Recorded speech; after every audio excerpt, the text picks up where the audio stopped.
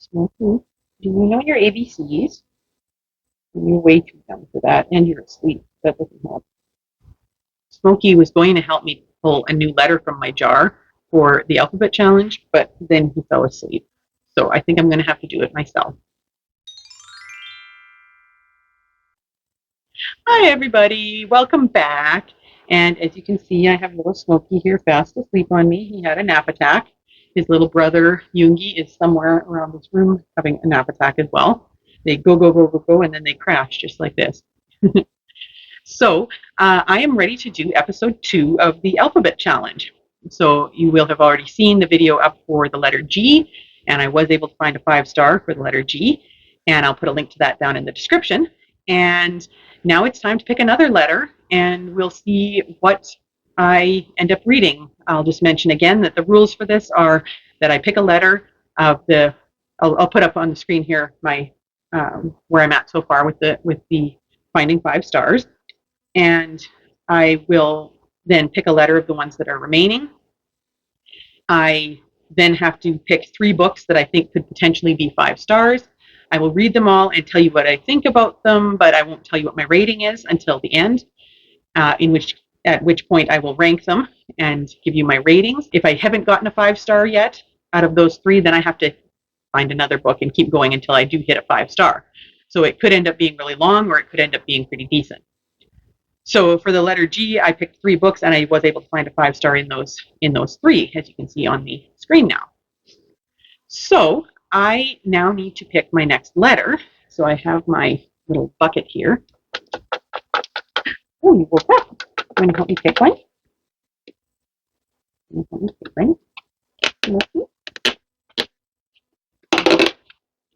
Okay. Put your paw in there and pick one, okay?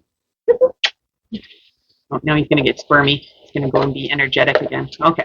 So let's stir this up, and let's just seriously hope that we don't get X or Z. Okay. You show the camera, buddy? Show you guys first. Okay, so I got, U. Okay, that could be interesting. I will see what I can choose. I have a list on my computer of various books for different letters, and I will find what 3 I'm going to try, and I will come back and tell you about them. Well, I've gotten my books for the vlog, so I will tell you about them. The 3 books that I chose that start with the letter U. Hello, Moki. Come here. Come here, Squirmy. Squirmy. Moki, what you doing? You just want to play, don't you? They figured out how to get up in the window now, so. Oh, you're so squirmy. Okay. Okay, go play with your brother. There you go. Go play with your brother. All right. So the books that I chose for the letter U, and I'm going to, like I mentioned before, I'm going to read all 3 of them. I'm not going to tell you what I rated them until the end. Then I'll tell you my ratings, and we'll see if one of them is a 5-star. And if I don't get a 5-star from these 3, then I have to find another book that starts with U and continue until I do get a 5-star. So the first one I picked is The Underground Railroad by Colson Whitehead. This one, I actually first noticed it when it was on the what was it, the 100 best books of the 21st century or whatever that was, from the New York Times. And it looked interesting. And so I decided to grab it. This one is about a girl named Cora. She's a slave on a cotton plantation in Georgia. She ends up running away and taking the Underground Railroad. But in this world, the Underground Railroad is actually a railroad. So engineers and conductors operate a secret network of tracks and tunnels beneath the southern soil. And so it follows Cora's adventure as she is trying to escape to freedom. So that one looked really interesting. Then I also grabbed, because this also helps with my goal of reading translated books, I grabbed Under the Glacier by Halldór Laxness. This is a translation from Icelandic, actually. And this one just looked really interesting. It's supposed to be quite humorous.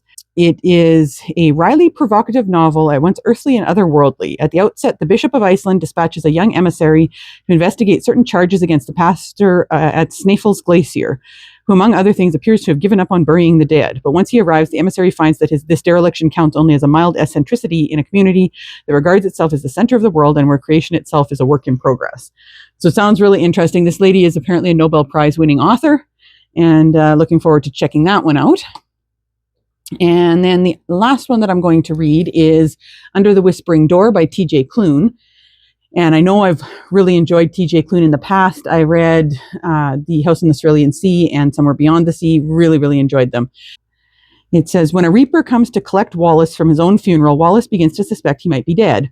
And when Hugo, the owner of a peculiar tea shop, promises to help him cross over, Wallace decides he's definitely dead. But even in death, he's not ready to abandon the life he barely lived. So when Wallace is given 1 week to cross over, he sets about living a lifetime in 7 days. So that one looks interesting. I like T.J. Klune's writing, so this one stands a good chance of getting me a 5-star as well. So I am going to read those 3 books, and I will let you know what I think of them, and let you know if one of them ends up being 5 stars. So for our first book for the letter U, this Squirmy Wormy here and I. Yes, you're a squirmy wormy, but you keep playing with everything. He's a grub. This is what I call when they're grubbing. Okay, eat me. There you go. Okay, anyway. I've decided to start with Under the Whispering Door by T.J. Klune. I'm really curious about this one. It is, like I'd mentioned before, you have a main character named Wallace, and he ends up meeting Hugo, who is the owner of a peculiar tea shop, who's helping him cross over to the other side after he's died. And but he sets out to try and live a lifetime in 7 days because he has a week to cross over. So that looks like it's going to be good. I'm going to read that one first, and I will let you guys know when I get a little further into it.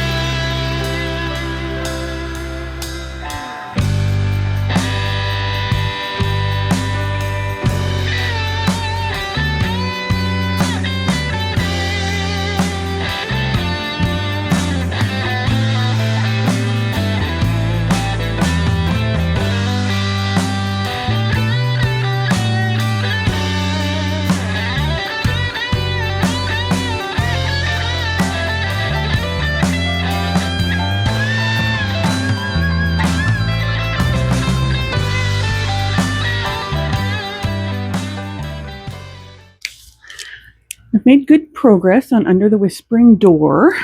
I have gotten to page 94. So I'm making some good progress. I know a little bit more what the book is about now, so I can tell you that. So you're following Wallace, and he is, at the beginning of the book, he is a high-powered lawyer who cares about nobody but himself. So he's kind of a very, very unlikable character at the beginning. You meet him when he's in the process of firing someone, but he's a very, very unlikable character. And then he dies of a heart attack. So he is trying to figure out what the heck is going on. He's trying to bargain to get his life back. But of course, he can't.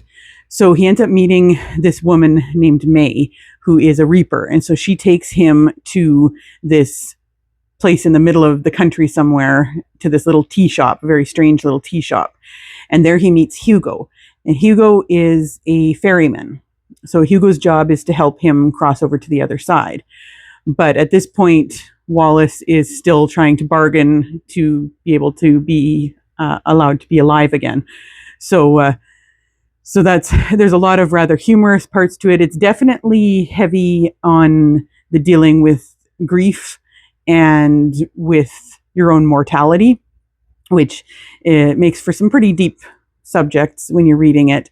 Hugo is trying to get through to Wallace and get him to actually talk and not just be angry and everything. So you're kind of dealing with the psychology of grief and of death and everything. So that's where it kind of ends up being a bit of a deeper story, but it's also got a lot of humor to it. Hugo's grandfather is a ghost in the tea shop, and he's a really funny character. His name is Nelson. He's a really funny character. He's always playing jokes on people, and he when Wallace was making too much noise, he was like whacking him with his cane and things like that. So he's quite a funny character. But so far I'm enjoying it. It is definitely it has a real cozy feel to it, kind of like T.J. Klune's other books, like House in the Cerulean Sea, had that similar kind of cozy feel to it.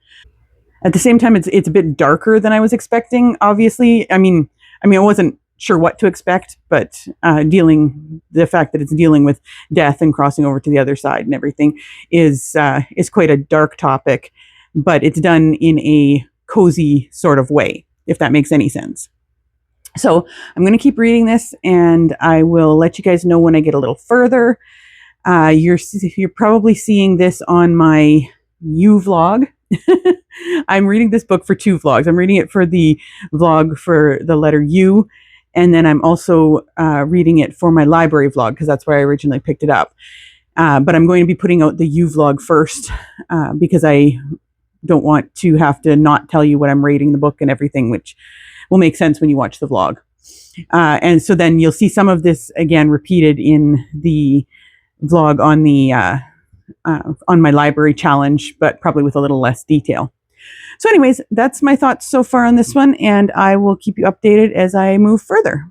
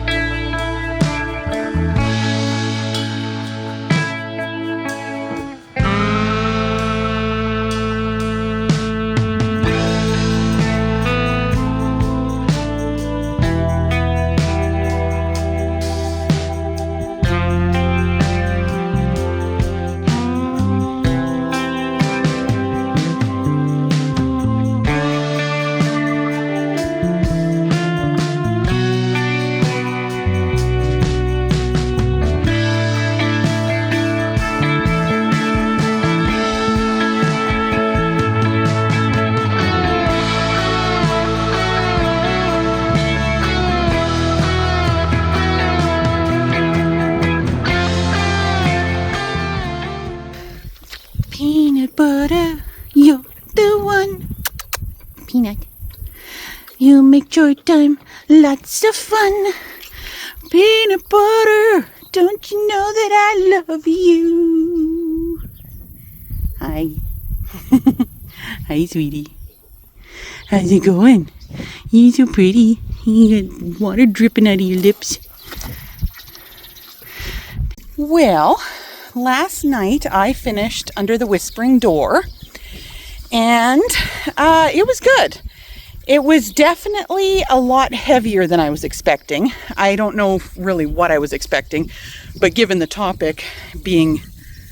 Oh, I think Penny has removed my thing. Thanks, Penny. Can you remove that for me?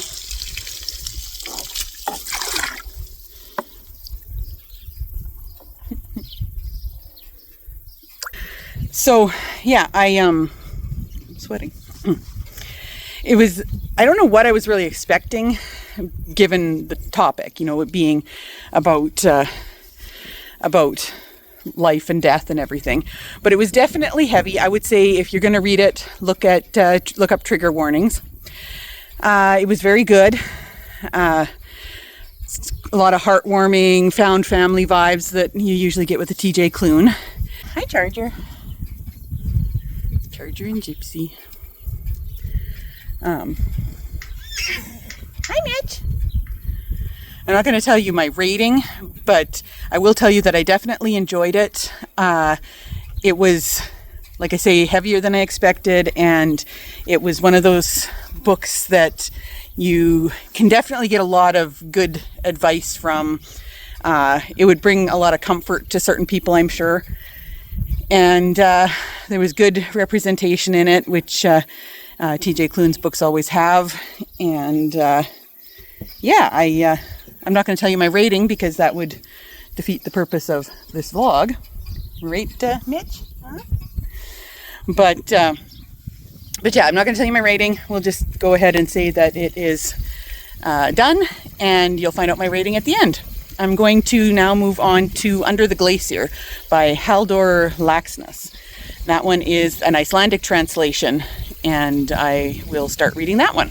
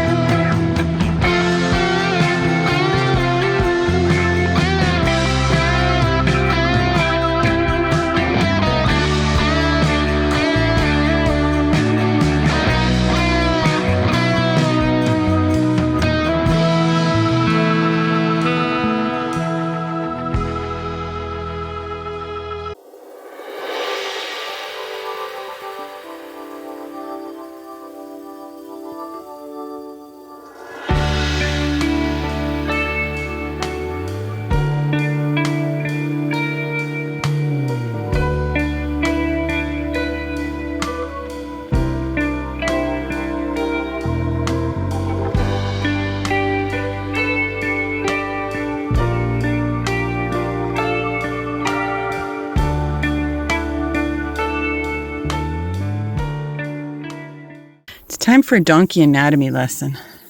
This is the heart of the donkey. Bum scratches. If you want to get to a donkey, this is what you do. I am also trapped in here while I'm trying to do my watering because Mr. Giant Donkey decided to come right in front of me. Hi, Jack.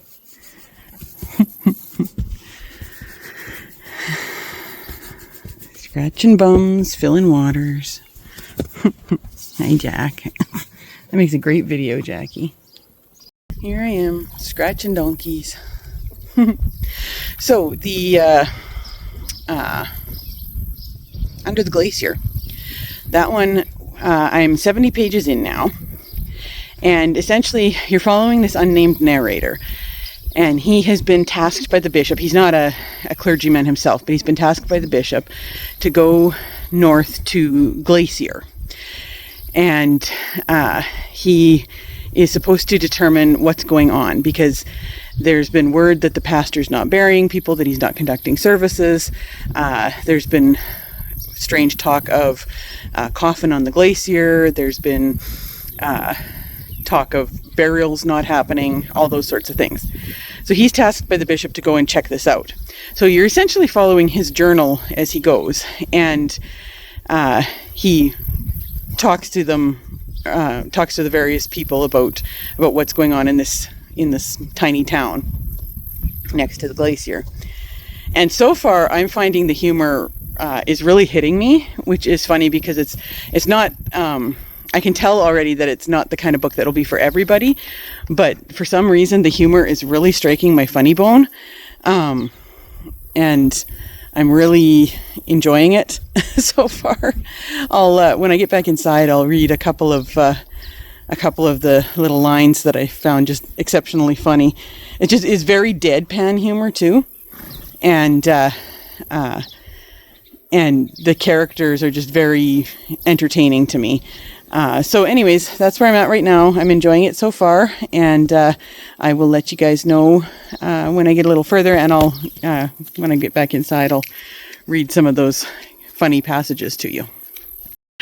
So I realized I hadn't told you guys the kind of funny quotes that I wanted to tell you from this book. One of them that I marked down was just this one here. He's talking to the parish clerk about the pastor's doctrine. So Toomey Johnson is the parish clerk, and MB is the ambassador for the bishop.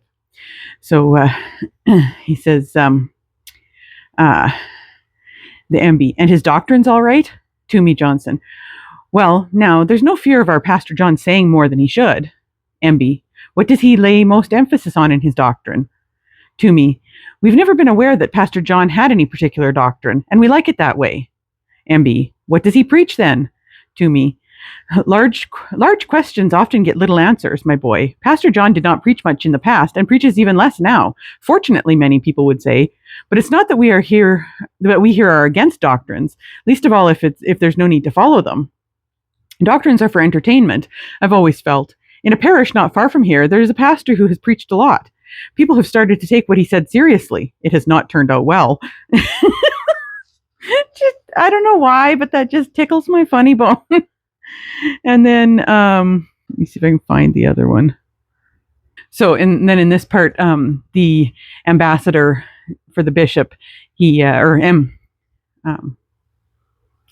for the bishop or whatever he is, the narrator, he's recording the condition of the parish church. And this part I just found is funny. So he's talking about the chandelier, which in Danish is lysekrone. In a corner, a heap of scrap silver, or rather some sort of gray gilt metal, probably silver mixed copper, fragments of ripuce and embossed silverwork. A quantity of links and scraps of broken off chain hangings, along with a number of matching candlesticks with not very intelligent looking lion heads. And then he goes on to continue, and Pastor John then says, she hung from the ceiling. She was too heavy for the ceiling. She fell to the floor. MB, and no one had time to hang her up again? Pastor John, she is unfortunately in 133 pieces, but my friend the bishop is welcome to hang her up again. MB, and you're supposed to be so good at mending premises, Pastor John. Pastor John, and correspondingly bad at Baroque art. So anyways, that's the little bits that are tickling my funny bone. I am now 118 pages in, and I'm enjoying it for the most part. The one thing I will say about it is that I feel like there is definitely some things that are lost in translation, because it kind of feels to me like, anyways, that there's bits of the humor that I'm just not getting, and the story that I'm just not getting because I'm not from the area. To me, it's kind of like if somebody from around here were to mention just offhandedly the like the ghosts at the Weyburn Sanatorium or something like that.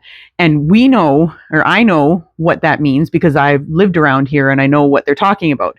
But somebody from anywhere else maybe wouldn't know what they're talking about. And that's kind of how I feel like is what's happening with this book, is a little bit of some of the folklore and some of the just little comments here and there. You would understand better if you were from Iceland. So there's large sections of it that I'm not really getting, but then every so often there'll be that one little thing that just really tickles my funny bone and makes me kind of laugh out loud. So I'm kind of torn on this one with how I'm feeling right now. I'm about halfway through, and we'll see what happens because some interesting events are starting to occur. So we'll see what happens there and what I think of it in the end. But yeah, the biggest issue that I'm having is that I feel like I'm not really getting the whole story because of the fact that some things are not clear to people who aren't from that area. And then on the other hand, I'm really, really enjoying aspects of the humor, and just it's very dry humor, which is kind of my style. So anyways, that's where I'm at with that one, and I will update you guys when I finish.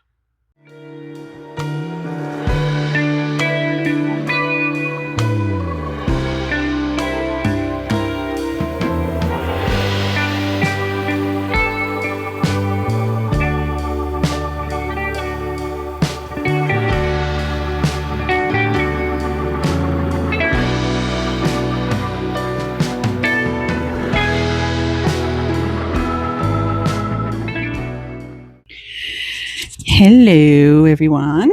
I finished last night. I'm just going to set my mic down here and hopefully it'll still work. Last night, I finished Under the Glacier by Haldor Laxness.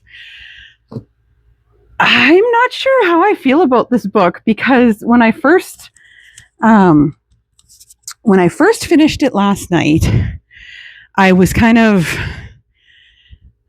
torn because it was kind of one of those situations of what the heck did I just read, along with why did I find it so funny? Essentially, it's a genre that they call Scandinavian magical surrealism, is what I've gathered. And which is essentially magical realism mixed with Scandinavian myth and folklore. So, I don't know if I had mentioned this before, but I feel kind of like there were a lot of parts of it that I just didn't understand because I'm not Icelandic. And so there were references to things in Scandinavian folklore and in particular Icelandic folklore that I just wasn't getting. I know a fair bit of Scandinavian folklore, but I'm not in particular, I'm not super knowledgeable on Icelandic. I tend to know more of like the Norwegian and Swedish folklore. So there were definitely parts of it that I didn't get that would have probably made it make a little more sense. But by the same token, I finished it and I was kind of thinking like, okay, what the heck? But I had laughed out loud in various places.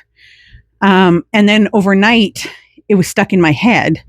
And by morning, I felt like I understood what was supposedly going on a little bit better and was thinking I should increase my rating. So I'm not sure where I'm setting that one yet. I'm not really sure where that one's going to end up in the end. But it was definitely an interesting read. Let's put it that way.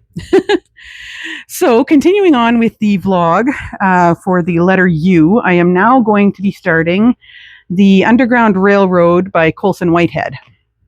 And this one I had mentioned before is you're following Cora, who is a slave in the South, and she is escaping and gets involved with the Underground Railroad, which in this world, it's a bit of magical realism again. Seems like a lot of my U-books are magical realism. The Underground Railroad is an actual railroad in this world. So I'm really curious to see what this book is going to be like and what Colson Whitehead does with that. So it'll be my first Colson Whitehead, so we'll see how that goes, and I will let you know.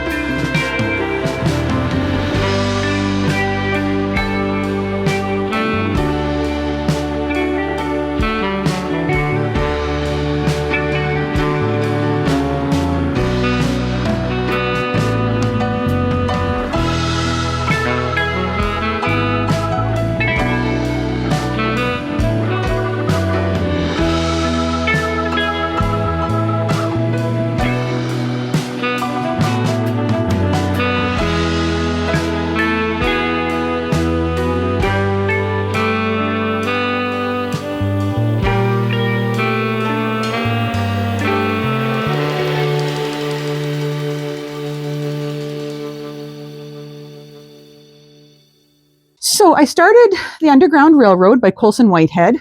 This one is, I have only gotten 22 pages into it so far. You're following Cora.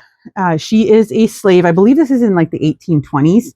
She is a slave on a plantation in the South. And you kind of get, in the beginning, you kind of get her history. You hear about her grandmother and how her grandmother was brought over from Africa and the horrible things that happened to her. And then you're following Cora's life now. She is the granddaughter, and her mother disappeared, is the way it was described. She disappeared. So I'm not sure what happened to her, if she died or if she escaped or tried to escape. But she was left alone as, I believe, a 9-year-old. And so you're kind of getting what happened to her then. So you get some of the intrigue of the politics that were going on in the slave community with owning certain parts of land. Her grandmother had this little plot of, I think it was like 3 meters by 3 meters, and other people want it and stuff. And she's only 9 years old. So you're kind of getting that little bit. And then you get a little bit of the story of what happened to her as she got a little bit older and as she came into womanhood, which was very unpleasant for women back then, in the slave communities especially. And then you're following her now in like her present day, which it doesn't actually tell me how old she is yet. So I'm not 100% sure how old she is, whether she's still a teenager or if she's a little bit older or not. But you get the inkling already that she has been invited by another slave to run away. And she is deciding whether to do that or not. So far, I'm finding I really like his voice, the writer's voice. It's very readable.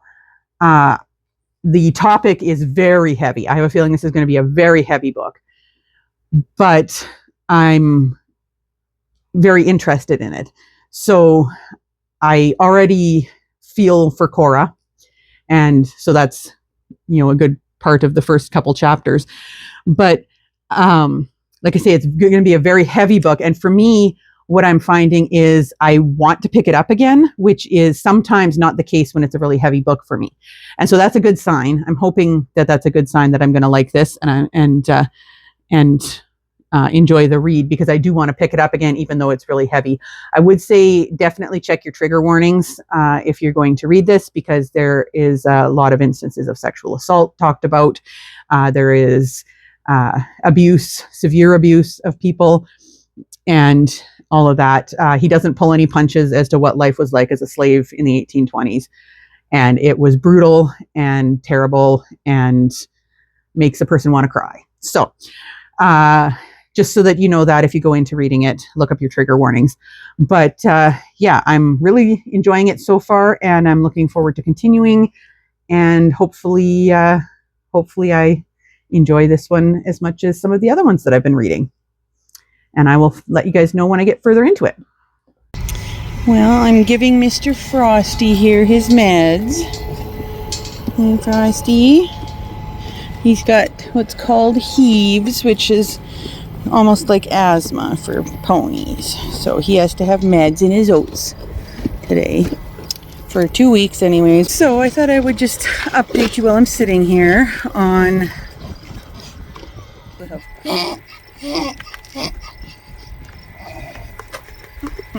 Horton. Horton, these aren't for you. Anyways, so I thought I would just update you guys on how it's going with the Underground Railroad. So I'm about 30% into it now, and I'm starting to get more into enjoying the story. The first quarter of it was pretty intense. There is one scene that I don't think I will ever get out of my head. If you've read it, you know about what happened to Big Anthony.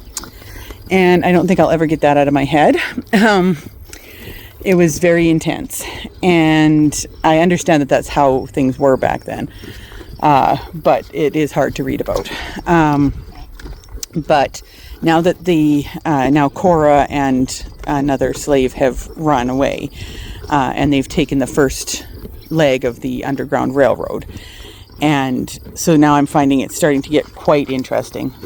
And I'm really enjoying following the journey. And I really like his writing. Even in the parts where it was really intense, I am liking his writing. I'm just curious to see where the story's going to go and how that will affect my final rating, because I have no idea right now what I'm going to rate this one. So yeah, that's kind of where I'm at. I'm like I say, I'm liking the writing. It's very compelling. The characters are compelling. The main character, Cora, she is she thinks she's 16 to 18. She doesn't know for sure. And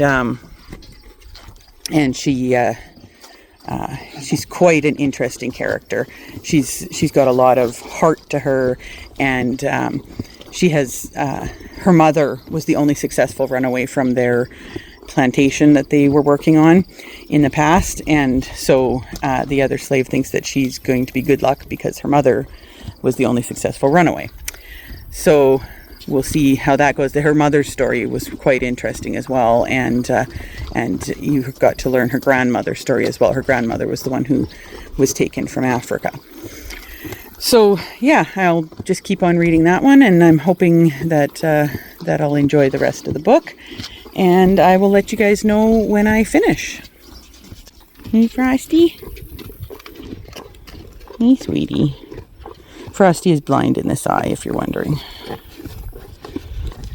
And then the other guys want his food. Don't you guys? You want his food, but it's his. One thing I will definitely say about the Underground Railroad here is that he definitely talks about a lot of very interesting concepts that make you think. And there were several times where if I had owned this book instead of it being a library book, I definitely would have tabbed and marked them. I did put a tab in this one because I wanted to read this to you just because it was so it kind of explains how his writing really makes you consider ideas. So I'll just read this little bit here. In this part, Cora is working in a place where she sees a lot of white people there, and it gets her thinking about this particular topic, and I just found this so interesting. So it says, the whites came to this land for a fresh start and to escape the tyranny of their masters, just as the freemen had fled theirs. But the ideals they held up for themselves, they denied others. Cora had heard Michael recite the Declaration of Independence back on the Randall plantation many times, his voice drifting through the village like an angry phantom. She didn't understand the words, most of them at any rate, but created equal was not lost on her. The white men who wrote it didn't understand it either, if all men did not truly mean all men. Not if they snatched away what belonged to other people, whether it was something you could hold in your hand, like dirt, or something you could not, like freedom. The land she tilled and worked had been Indian land. She knew the white men bragged about the efficiency of the massacres, where they killed women and babies and strangled their futures in the crib. Stolen bodies working stolen land.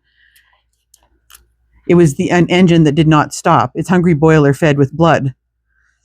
And then it goes on from there. And I just found that whole section to be just so thought-provoking. And that is one thing I will definitely say about Colson Whitehead's writing in this book, is he is very thought-provoking. Hello, everyone. So last night, this little bitey kitten and I finished The Underground Railroad by Colson Whitehead. And I found that one to be definitely very good writing. I updated you as I went through, but the further that I got into it, the more interested I got in it. There was a lot of brutality that was very hard to read, but following Cora's journey was very interesting as well and kept me wanting to come back and keep reading. The ending was satisfying, but it wasn't how I would have liked it to have ended as a entertaining fiction. Granted, there were a lot of parts of it that weren't entertaining because they were so brutal. Do you want to go, mister? Okay. Don't play with my pen. But it was definitely worth the read, and I would consider reading more by this author because I did really like his writing style. Now, I have to tell you guys my ratings of the 3 that I read for the U-Vlog so far. And then we can discuss whether I found a 5-star or not. So I will rank them from lowest to highest. I don't have all of them with me now, but I will rank them from what I gave them from lowest to highest. Coming in at 3.5 stars was Under the Glacier by Haldor Laxness. That one, I'm still not sure whether I'm happy with having given it 3.5 or if I want to increase it a little bit. Hey, eating my stuff. The more I think about it, the more I kind of get what was going on and kind of enjoy it. So it's kind of difficult to say whether I would increase that or not, but it still wouldn't be bumped up to 5. It would maybe be a 4 at most. Then I would say I would have to put in probably The Underground Railroad, which came in at 4 stars. This one, like I said, was really well written, and objectively, I would probably give it a 5-star rating, but I do also take into account my entertainment and how much I enjoy the reading experience. And I have to say that this one was really heavy for me. And so I can't give it that 5 stars when I consider my enjoyment of the reading experience. So I gave it 4. If it had ended a bit differently, I may have bumped that up and I may have given it 5 because I did like the writing style. But overall, I ended up giving this one a 4. And then Under the Whispering Door by T.J. Klune also got a 4. That one I would probably put above The Underground Railroad in my enjoyment level. But again, it was, like I mentioned before, it was a very heavy subject. And so I found I liked the characters. I liked TJ Klune's writing. I liked the way he wrapped the story up and everything. But I can't say I enjoyed it because of the heavy topics and the discussions of so many discussions of death and that sort of thing. So what that means then is that I have not yet found a 5-star for the letter U. So I have a couple more books coming in at the library that begin with U. So when they get here, I will pick them up and decide which one I'm going to try first. And I will come back and let you know what book I am going to try next. And then we will just keep on going and continue reading until we find a 5-star that begins with U. So hopefully one of the next couple books is a good one, because I'm this vlog is taking a lot longer than I anticipated. So I will come back once I have picked up those books from the library.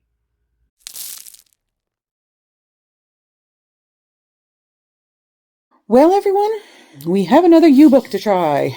This one came in at the library. This is The Undetectables by Courtney Smith. This is one that was recommended to me by a friend who really enjoys this series. And you're following the Undetectables, which is a detective agency run by 3 witches and a ghost in a cat costume. And that was really all I needed to know in order to want to read it. So I thought that would be fun. So you have Mallory, who's a forensic science expert, and you have Cornelia, who is a friend of hers, and Diana, who is another friend. And the story starts 6 years before the main story, when they are 14-year-old girls, and they're at a party, and they discover the body of this boy this young man who's been murdered in the basement of Cornelia's parents' house during the party. And they decide that they're going to try and solve this crime because they're trying to start their little detective agency. And the body, and who is then a ghost, is Theodore, who is stuck in the cat costume for eternity. So you kind of get that little bit of backstory, and then it moves ahead 6 years, and they haven't solved the case. But they've kind of all gone their separate ways. Diana and Cornelia have gone to college and then moved on. And Mallory is still stuck at home because she has been now diagnosed with fibromyalgia. So she's really struggling day to day with the pain and everything. And Theodore is essentially Mallory's best friend. But one day, Theodore brings Mallory's mail, and there is a letter in there from someone mysterious asking for help from the Undetectables, because there have now been some murders of what they call apparents, who are the non-magical people in this community. In this world, it looks like that the communities are divided into apparents and occults. So the occults are like the witches and the vampires and all of those sorts of creatures, and they have their own communities. And then there's apparent communities as well, and they do mix and everything, but there's like some kind of a treaty amongst them. But now there's the apparents being murdered, and it appears to be supernatural. So this person contacts the Undetectables because he has one of their cards from back when they were 14, and asks for their help. So that's kind of where I'm at now. There's not a lot more to tell you other than that Cornelia and Diana have just returned home for various reasons. And so now the 4 of them have gotten together and are deciding whether or not they're going to try and phone this guy who contacted them via the letter. So far, I'm finding it quite humorous. I'm finding it very interesting. I really like the disability representation with Mallory's character, being that she's the main character and she's also dealing with chronic pain and fibromyalgia. So the disability rep is really good so far. I like that the author took the chance of giving the main character a disability that will affect her ability to do the work and solve the mystery. And I find that to be a very interesting choice, and it's actually a really good read so far. I'm learning a bit about Mallory's chronic pain and everything, and as somebody who deals with chronic pain because of injuries and whatnot, and the surgery on my shoulder and everything, it is nice to see a main character who has to deal with those sorts of things portrayed very well. So, anyways, I am really enjoying this one so far. I will let you guys know as I get a little further into it what I keep thinking, and hopefully this will maybe end up being my 5-star. We will see. I do have a couple more books coming in at the library that I could potentially read as well, in the hopes of finding this 5-star that begins with U. But so far, this one is going well, and I am definitely enjoying it.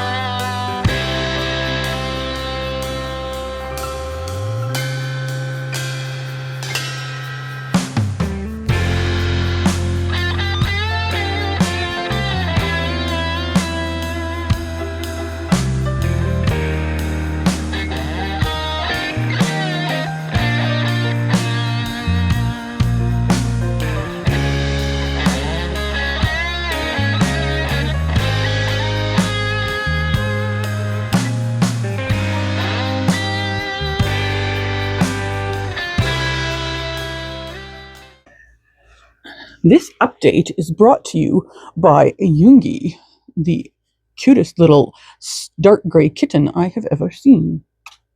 Right, Yoongi? You're the cutest dark gray kitten I've ever seen.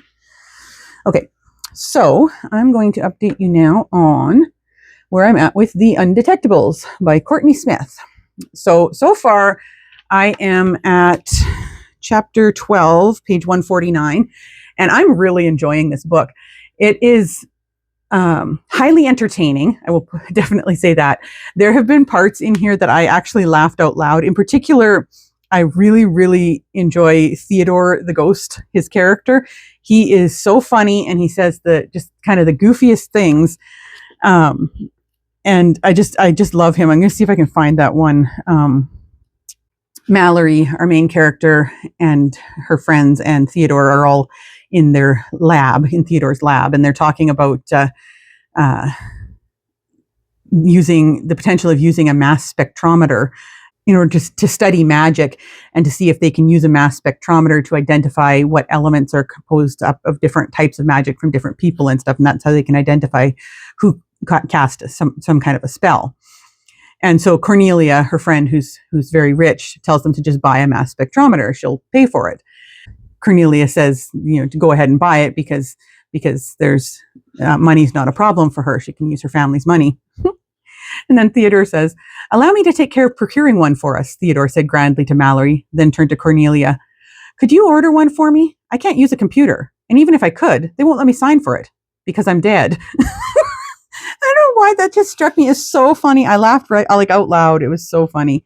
And I just love Theodore's character. He provides comic relief at the right moments, and yet he's also highly intelligent because I can't remember, is he a PhD or something before he passed away? Theodore he's some kind of a scientist anyway, and he was working at the mayoral offices when he was killed. So he's very smart, but he's also hilariously funny, and I really enjoy his character. I'm liking all the characters so far. They're all interesting. I do really appreciate and like the disability representation with Mallory having fibromyalgia.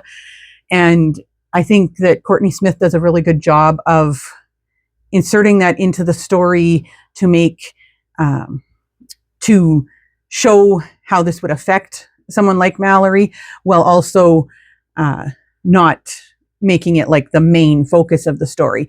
So you're still able to, follow the murder and everything, but you have these moments when Mallory needs to take a break to go lay down, or when she can't go out with the other guys because she is having a bad day, those sorts of things. And I really like the way she's doing that. The mystery is starting to get a lot more interesting now too. They have found It's not really a spoiler because it says on the back that there's multiple dead bodies that they end up finding, bodies stacking up.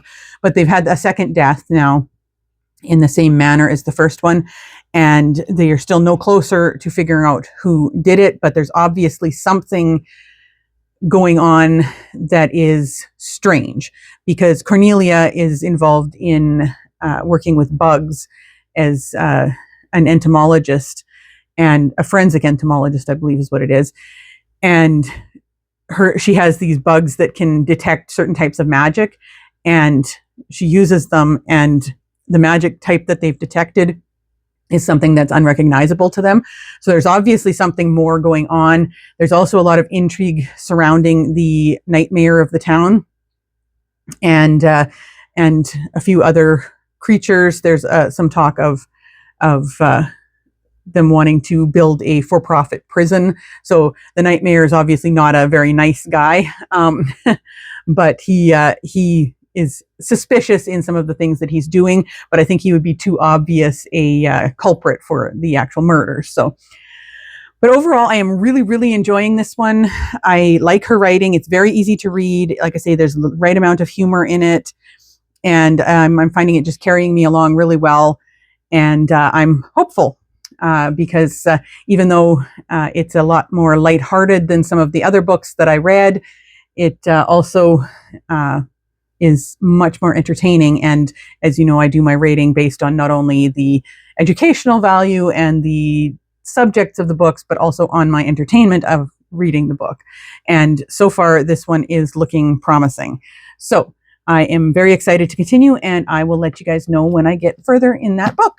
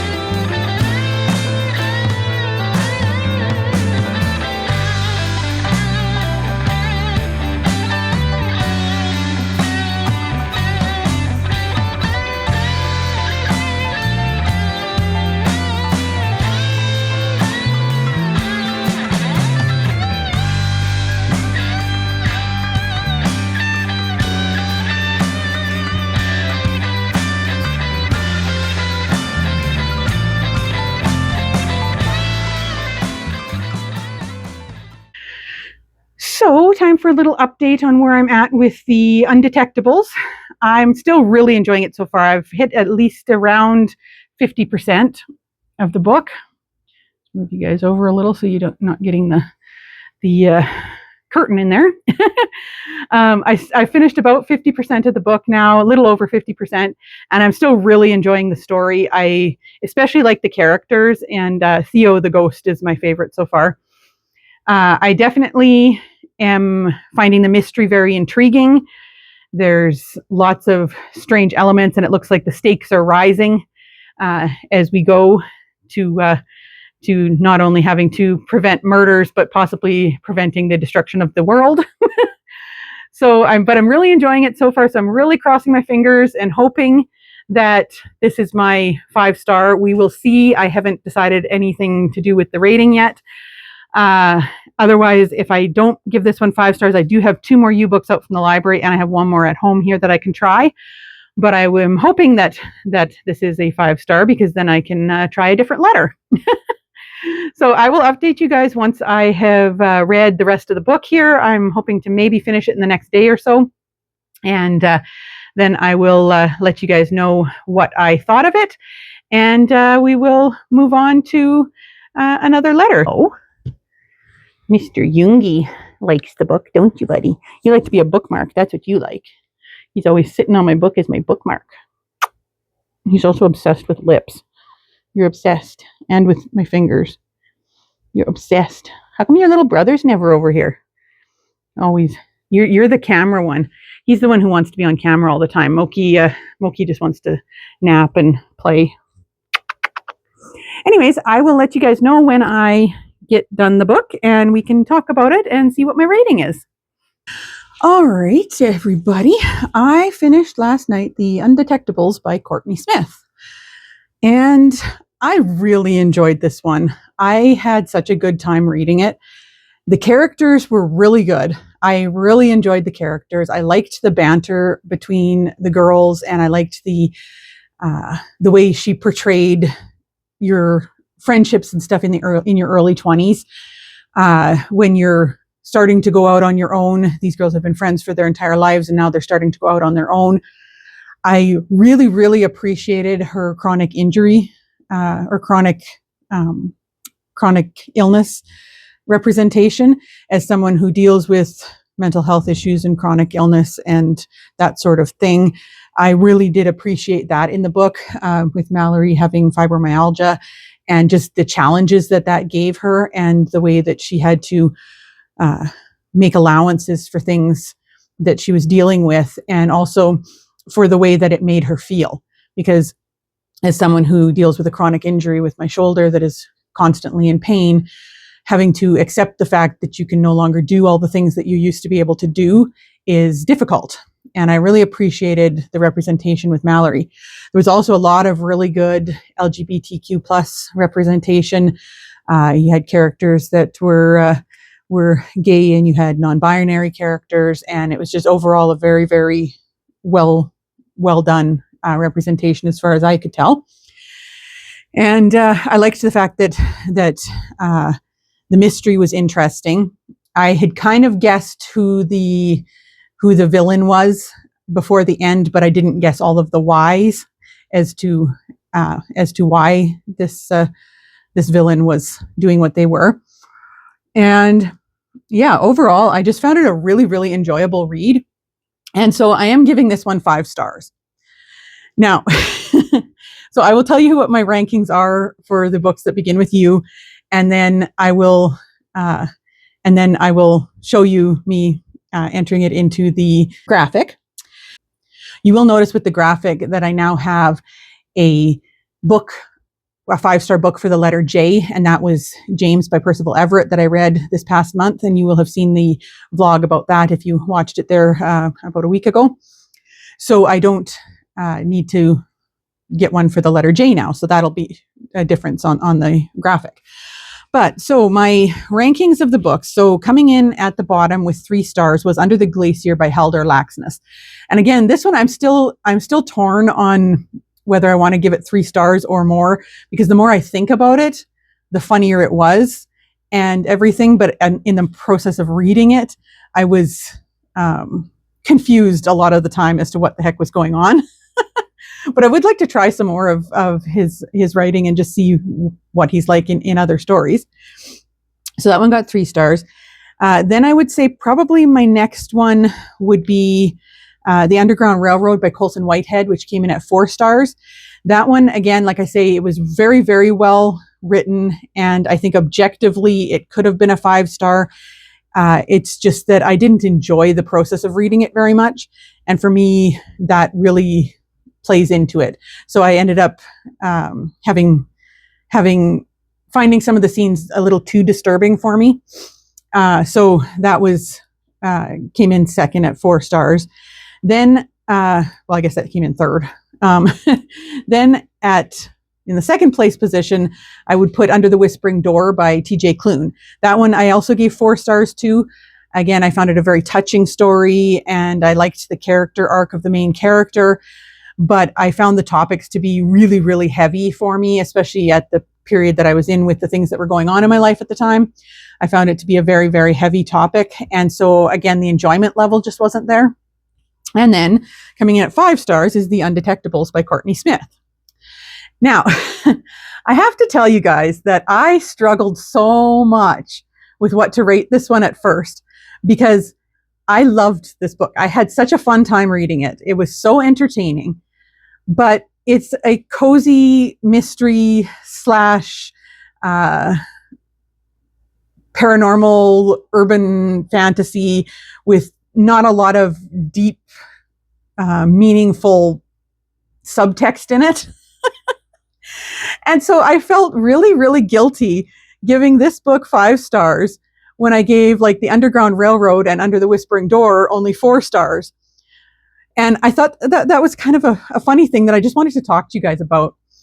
The fact that there's so much pressure, especially since I started doing BookTube. Before that, I didn't really care because I only just kind of rated things how I liked them. If I liked a book, I gave it 5 stars. If I didn't like it, I gave it 1 star kind of thing. But overall, I find that there's a lot of peer pressure sometimes to rate books based on the, I'm just going to put the book down here if I can. Yeah, there we go.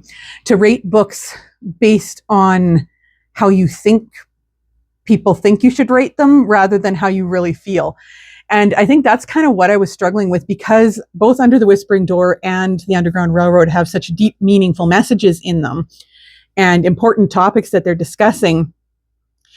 To me, I felt like people would look at me funny if I rated a book like The Undetectables, which is a humorous, enjoyable, cozy-ish mystery, above something with that much meaning in it.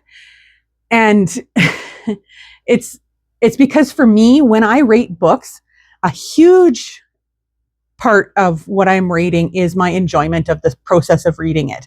If I am not enjoying the process of reading a book, and I mean, it doesn't have to be something that doesn't have meaning or whatever to be enjoyable. Like I said there, I rated James by Percival Everett 5 stars, and that one had a lot of deep topics and everything in it, and some very dramatic things that happened and all of that. And I gave that one 5 stars. But for me, reading The Underground Railroad and reading Under the Whispering Door, my enjoyment just wasn't there, just because of, like I say, the place I was at that point in my summer and how I was feeling, and just I do find that I can handle the brutality and violence and all of that better when it's further back in history. Like, I love reading medieval and Viking era stuff. And that, I mean, you've got people who are murdering and killing each other and sword fighting and all that kind of thing. But I can handle that so much better. I can handle reading about violence and brutality so much better when it took place in the 700s, 800s, even the 1400s, versus something that took place in like the 1830s or 40s. And there's people who aren't that many generations removed from what happened. And so I find that sometimes that violence and the brutality in a book that is more recent, which is one reason why I have a lot of difficulty with reading and enjoying things from like World War II or things like that. I don't enjoy reading those books very much. So the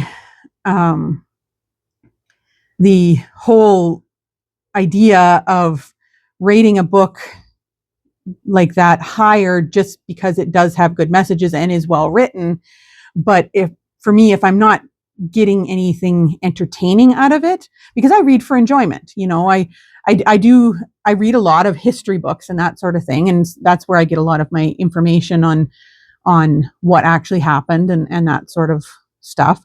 But when I'm just reading for my enjoyment, I I have a hard time with those books that have so much violence and brutality at such a recent period.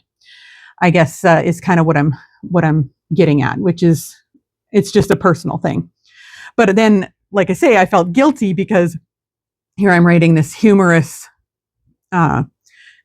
mystery higher than those books that had the deep, meaningful discussions. But so I'm curious, let me know down in the comments if you ever struggle with that kind of thing, and if you've noticed that pressure online to rate things higher because you think people think they should be rated higher versus whether you actually enjoyed the book. I'm very curious about that.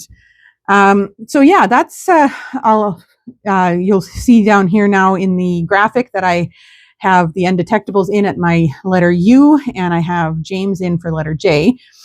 And I'm going to start up with picking another letter here in the near future so I can gather things to get another 5-star for another letter. And yeah, so that'll be coming up soon. So make sure you give me a like and a subscribe if you haven't already, and put your notification bell on so you can see when that comes.